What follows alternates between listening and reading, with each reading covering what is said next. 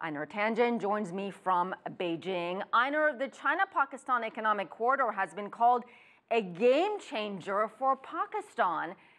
Do you agree with that, and why? Well, absolutely. If you start looking at the numbers, the amount that's being invested by China is equal to all of the investment in Pakistan, foreign investment, since 1970.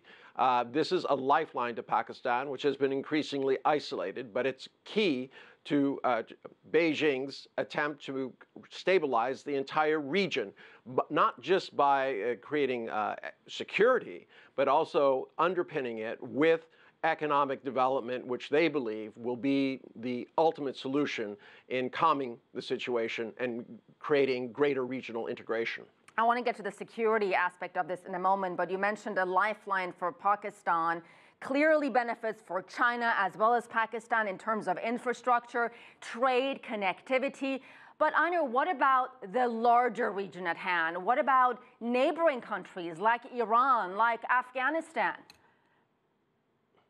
Well, already we've seen there's been a meeting to extend this corridor through Afghanistan. This is very important to China. They want to have multiple routes, especially as things heat up in the South and East China Seas. China cannot be in a situation where it is cut off from resources and its trade routes. So this is absolutely crucial to China. This is part of the Belt and Road Initiative, and it's something that will not only be a transportation route in and out of China, but one that allows local economies to participate by having access not only to China's market, but also Europe and beyond. These are areas previously cut off because of the lack of infrastructure. China is providing this, and hopefully, as I said, this will provide the economic basis for a more stable region. Well, let's talk about stability and counterterrorism cooperation. How will this project make people feel safer?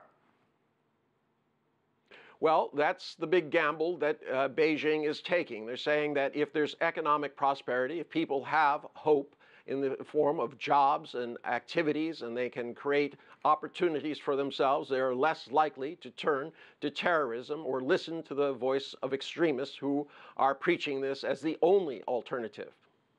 Einar, how can China ensure this economic corridor doesn't get politicized by territorial disputes?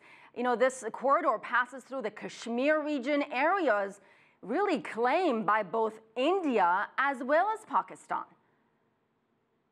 Well, quite frankly, I mean, the Belt and Road Initiative is not closed to anybody. There have been many, many attempts to include India so that you would take this issue off the table.